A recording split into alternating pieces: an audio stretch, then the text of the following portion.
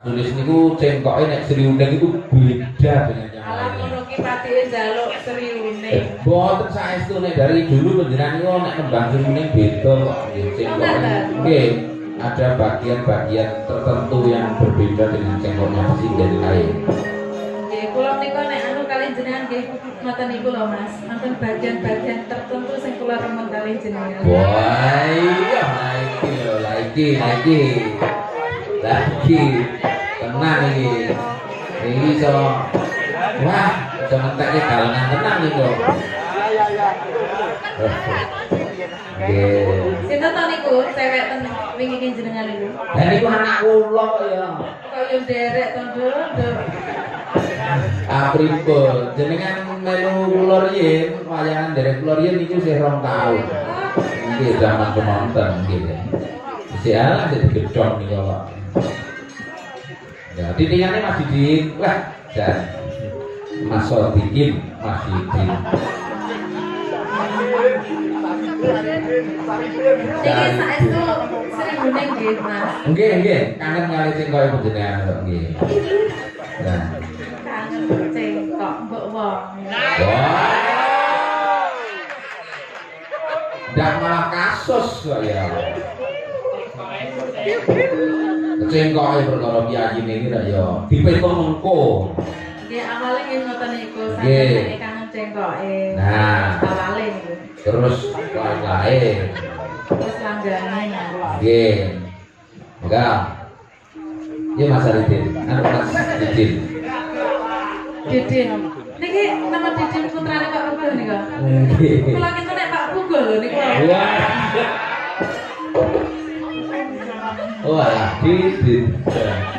Suwe ra ketemu kok ya luwak mangan tales gimana. Awal lagi apa sobek men lho. Enggak. Putri Kangsu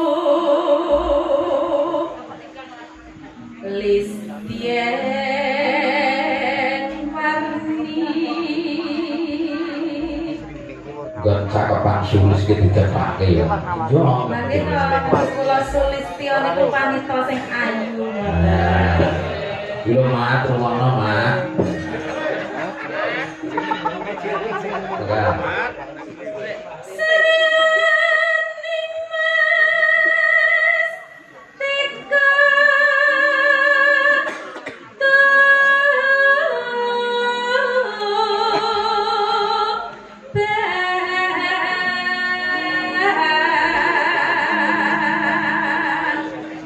Kandang ini ada yang khas loh. Iya. Putra Kanjeng Sira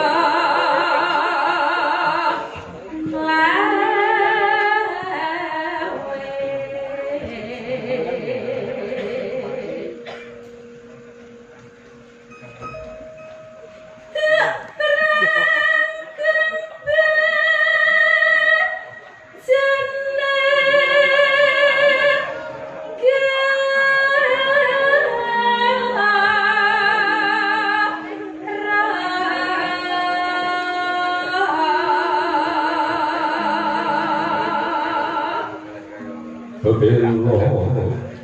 sanes ngebelo Mas.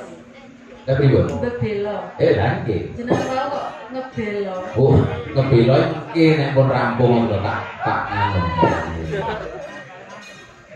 Bebelo wira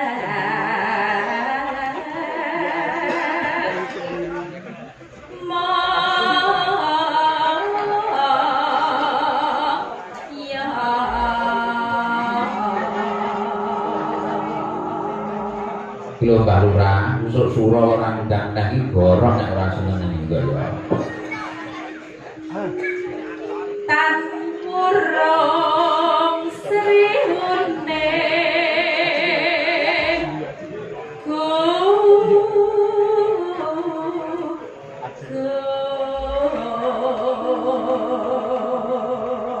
Niki nek sing rebab sing bawa niku seje. pripun Mas? Sri Uning Gundul. Nggih, jeneng kula nggih kok.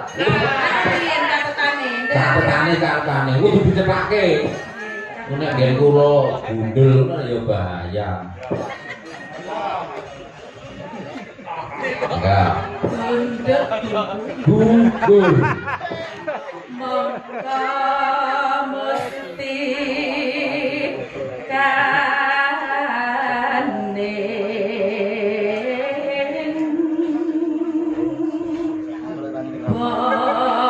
bangsa.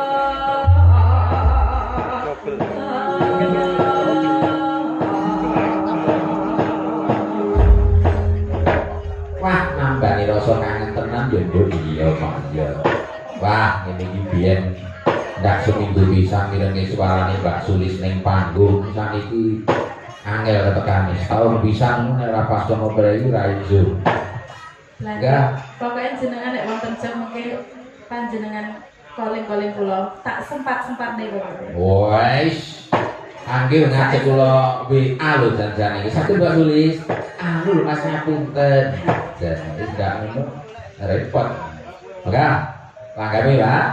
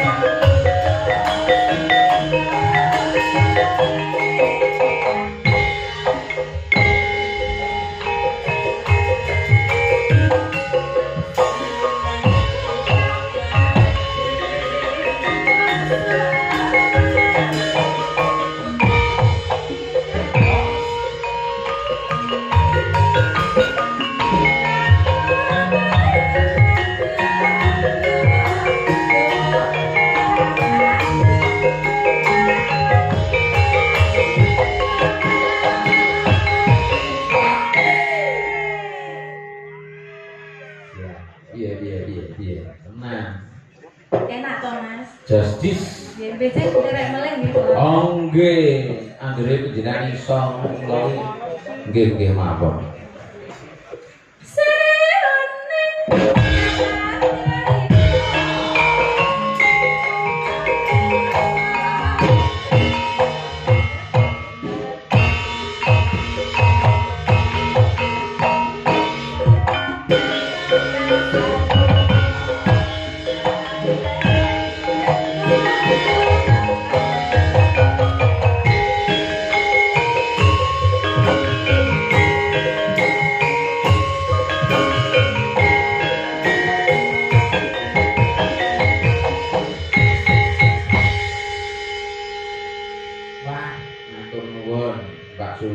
Injih, sami-sami Mas. Iki tembang langenan riptanipun pepunden saking Blitarugi Ki Haji Sukron Suwondo. Luar biasa karyanya. Nggih. Wah, biyen ki tahun piro ya? 2010 ya.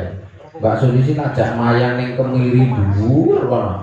Sor ngebel. Dalane iki mubeng-mubeng. Garwane iki lali lho. Mangkate genah dalane kuwi kok muni karo kleru munggah. Jan kaya sing ngenong ngijin iki mau. Matur nuwun. Iki sing ngenong saka ngendi iki jenenge Pacitan. Kok Pacitan iki? Mas Dalang Imam Khairul sangka cedhake Pacitan. Oh, ya, sangka Mbak Usan Kidul. Kula nek maya mbok dijak to Mas, ora kita ngelawak-ngelawak ngono nggih. Jan nggih. Matur nuwun menika Mas Jupe Multimedia yang sampun nyiaraken secara langsung. Ugi dipun pirsani menika Pak Eko Suroso saking Kebak Keramat. Kebak Keramat niku Sragen nggih. Sragen menapa Karanganyar? Karanganyar. Ugi wonten Pak Darsono. Assalamualaikum Ki Purba. Kula Darsono Kampret saking Lampung. Ugi mirsani nggih kula sedawun atas. Matur nuwun. Nek nggon live streaming itu kan ngendi-endi kok nonton. Kuwi mau sing nonton serentake 1000 luwih iki menungso kabeh kudu kok. Rumah saku. Nggih. Sesuai dengan yang kita sampaikan di muka. Nah, enggak sesuai